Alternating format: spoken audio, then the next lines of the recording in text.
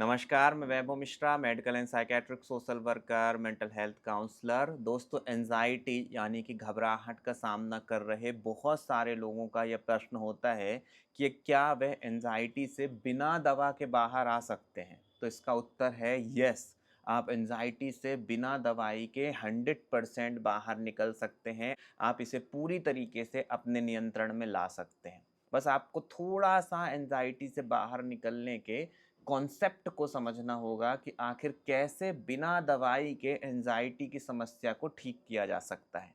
इसके लिए सबसे पहली बात जो आपको समझनी है वह यह दोस्तों कि एंजाइटी कोई बाहर से आने वाली चीज़ नहीं है। हर एक इंसान एंजाइटी के साथ पैदा होता है। अब एंजाइटी के साथ पैदा होने का मतलब क्या है कि जिस तरीके से हमारे दिल की धड़कनें चलती हैं, जिस तरीके से हमारा एक पूरा सिस्टम चलता है, उसी तरीके से ईश्वर ने हमारे ब्रेन में कई तरीके की केमिकल केमिस्ट्री को बना रखा है। और उन केमिकल केमिस्ट्री के बनाने का उद्देश्य है कि हम जीवन में हर तरीके के इमोशन को फील कर सकें।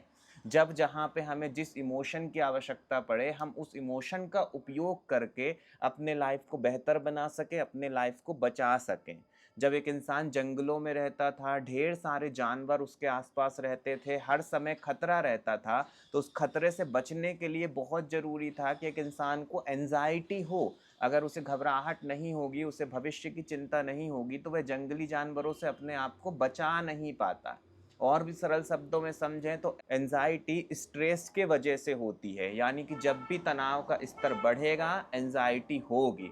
अब जितना अधिक तनाव का स्तर बढ़ता चला जाएगा उतनी अधिक एंजाइटी भी बढ़ती चली जाएगी। इसलिए जब हम एंजाइटी से बाहर निकलने की बात करते हैं तो ये बहुत ज़रूरी हो जाता है कि हम अपने स्ट्रेस के लेवल को कम करने के ऊपर काम करें।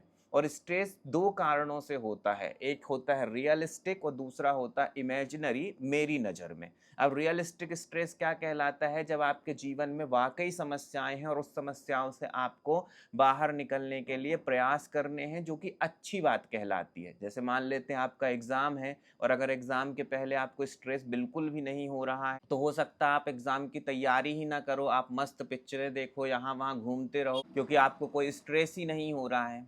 अगर आप अपनी लाइफ में आगे बढ़ रहे हैं और आपको पैसों की आवश्यकता है, लेकिन पैसे कमाने का कोई स्ट्रेस ही जनरेट नहीं हो रहा है, तो आप काम पे भी नहीं जाओगे या किसी भी काम को करने में रुचि ही नहीं लोगे।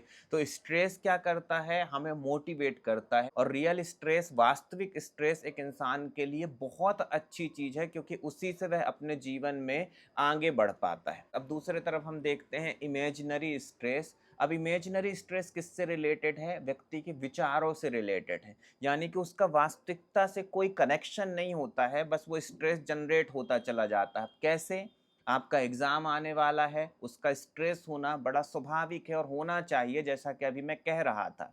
अब अगर स्ट्रेस हुआ तो आप एग्ज़ाम अच्छे से दोगे, तो ये कहलाएगा आपका रियल स्ट्रेस। अब इमेजिनरी स्ट्रेस यहाँ पे क्या है कि मेरा एग्ज़ाम अच्छा नहीं जाएगा तो मेरा भविष्य खराब हो जाएगा, और मेरा भविष्य खराब हो जाएगा तो मेरी ज़िंदगी खराब हो जाएगी। अब जैसे ही ये विचार आना चालू हुए, घबराहट का स्तर बढ़ता चला गया, बढ़ता चला गया। अब यहाँ पे क्या हो रहा है समझिएगा दोस्तों, कि वास्तविक तनाव जब आया और उस स्थिति में विचार नियंत्रण में नहीं आए, तो वो वास्तविक तनाव इमेजिनरी यानी कि काल्पनिक तनाव को बढ़ाता चला गया, और इसी को समस्या बोला जाता है।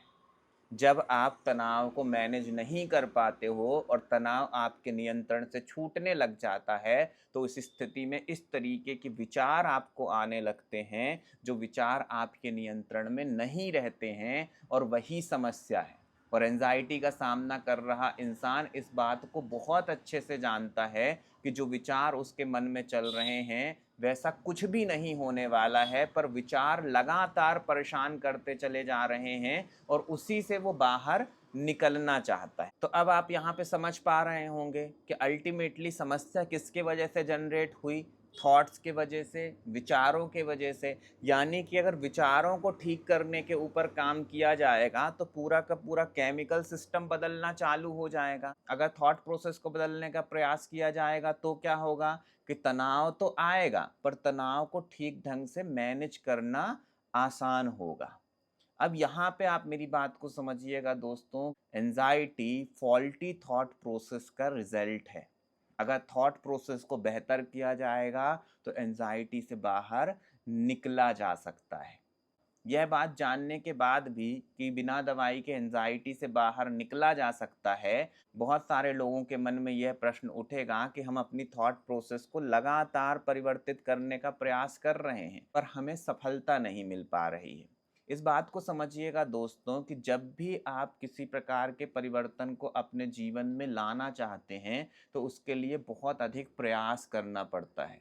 और जब आप प्रयास करते हो और आपको सफलता मिलती है, तब आत्मविश्वास का स्तर बढ़ता है। और जब आत्मविश्वास का स्तर बढ़ता चला जाता है, तो आपको ये विश्वास होने लगता है कि हाँ, ये चीज़ काम कर रही है। बड़े छोटे उदाहरण से इस बात को समझिएगा दोस्तों कि आप मेरे शुरुआती दौर के वीडियोस को देखिएगा।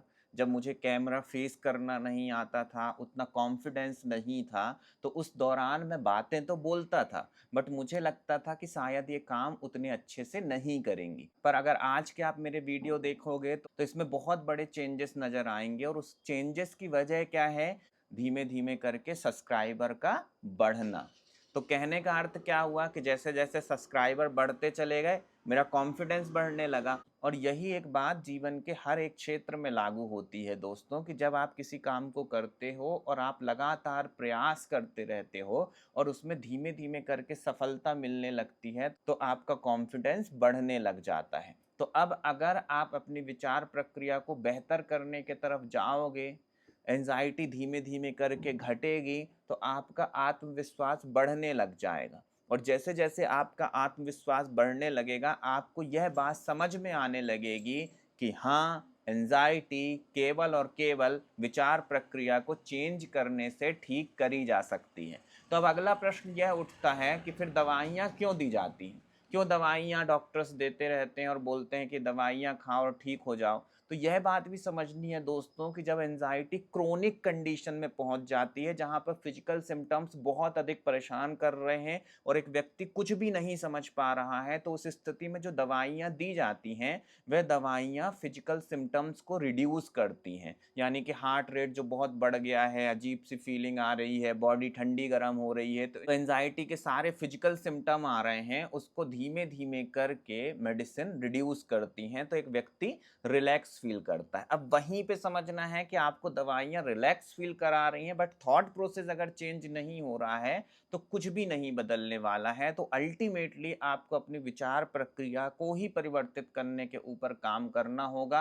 आप एंजाइटी में बहुत बुरी तरह घिरे हुए हो, तो आपको बहुत अधिक प्रयास करने पड़ेंगे सही डायरेक्शन में सोचने के लिए। एक बहुत छोटा सा और बहुत प्रभावी तरीका मैं आपको थॉट प्रोसेस को चेंज करने का बता रहा हूं दोस्तों। इसको आज से अभी से अपनाना चालू कर दें। विश्वास मानिए कि सिर्फ इस एक तरीके से आपकी धीमे धीमे करके विचार प्रक्रिया में बदलाव आने लगेगा।